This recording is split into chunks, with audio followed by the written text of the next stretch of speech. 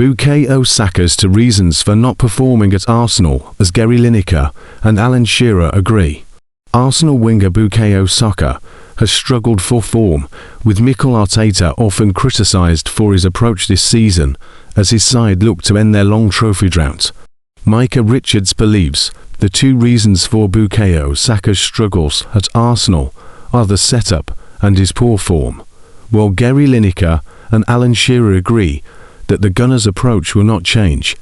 Sunday's disappointing 2-0 defeat to Manchester City in the Carabao Cup final extends Arsenal's wait for a major trophy. Mikel Arteta's side have not lifted silverware since winning the 2020 FA Cup, while the Gunners' last League Cup trophy came in 1993.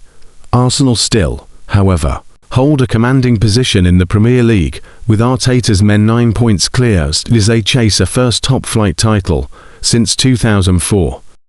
The Gunners also have favourable draws in the FA Cup and Champions League quarter-finals next month. Arteta's team face Championship side Southampton and Portugal Sporting in their bid to reach the last four of both cup competitions. But several of Arsenal's attacking players have struggled for form in recent weeks, with Saka one such star to endure a difficult run. The winger has just 2 league goals since December, having missed 2 games through injury in late January and early February. And former Man City defender Richards has had his say on the England international while discussing Arsenal's loss on Sunday with Lineker and Shearer on the Rest is Football podcast. He said, "When you've got Saka and Leandro Trossard and Gabriel Jesus, this is where you separate the men from the boys. First, I think it comes from the manager, because I think they're having to do too much defensive work. When they're getting on the ball, they're having to travel too far up the pitch, and I've said that consistently throughout the season.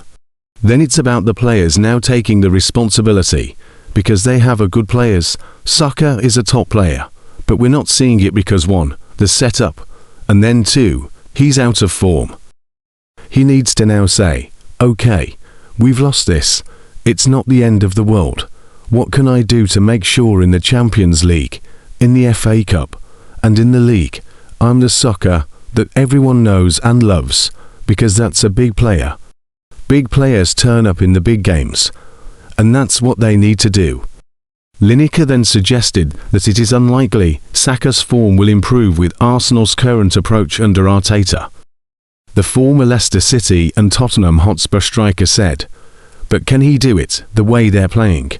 Like you said, they get the ball deep, and he's having to do so much defensive work, and by the time he gets it, they're all back and deep, and they can double and sometimes treble upon him.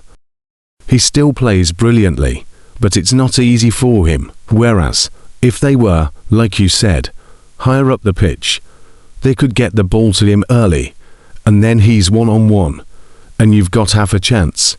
It's very difficult to beat 2 or 3 players every time." Ex-Newcastle United striker Shearer, though, believes there is no chance of Arsenal changing their approach, something Lineker agrees with. Shearer added, "They're not changing, though, between now and the end of the season."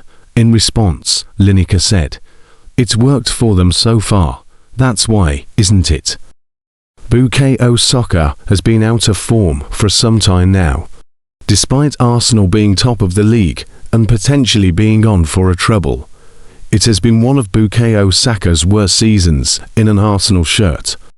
It would be harsh to pin the recent Carabao Cup final loss on one individual player, except Kepa Arrizabalaga.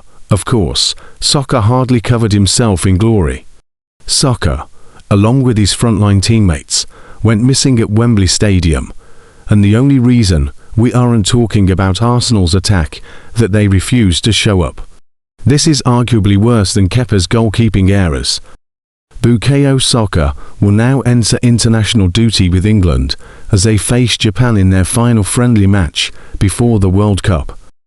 Due to his form, many England fans will be asking the question, does Saka even deserve to start for England in the USA, Canada and Mexico this summer? The answer to that question whether they like it or not, is yes, Saka does deserve to start. He may be out of form this season compared to his own high standards, but if we're being completely frank, he's still the best right-wing option for England. No player has played better than him objectively this season, and Saka is a proven England player who has shown on multiple occasions that he can do it for the Three Lions. This is exactly the problem, though. Bukayo Saka will be hoping for a bright summer at the World Cup. Personally speaking, he needs it more than anyone in the squad. He's probably going to be a Premier League champion, but as his own harshest critic, he'll know that he needs to step it up a gear next season, and that starts before the end of this one.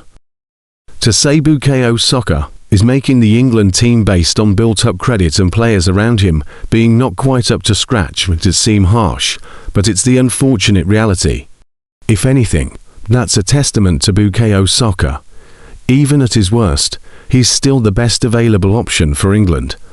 He remains one of England's best players, and Thomas Tuchel might be more cutthroat than Gareth Southgate was, but he will recognise this.